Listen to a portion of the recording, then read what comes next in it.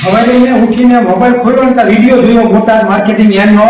ત્યાં રાજુભાઈ કરપડિયા જ્યાં કંઈક બેઠા હતા બોટાદ યાર્ડમાં ખેડૂતના પ્રશ્નને લઈને ત્યાં વહેલી 3 વાગ્યે પોલીસ આવી અને રાજુભાઈ કડપડાને ઉપાડી ગયા. અને ઉપાડી જવાનું કારણ નક્કું એટલું નથી. રાજુભાઈ કડપડા અને બીજા અન્ય માણસો જે બેઠા હતા ને એને પોલીસમાં વડે ઝાટકા મશીન આવતું નથી, મોટી આવે આમ કરો તો ભડે શોટ લાગે એટલે ખેડૂતને પણ આ પોલીસ વાળાએ શોટ દીધેલા છે ખેડૂતને.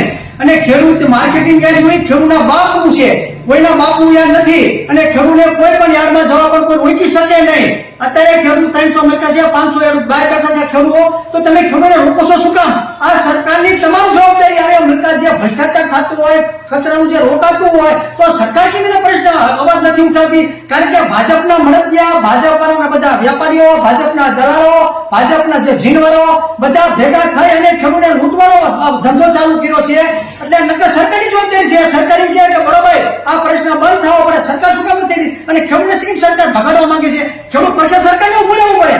સરકાર ઉભી રહીને ખેડૂત વિરોધી સરકાર છે.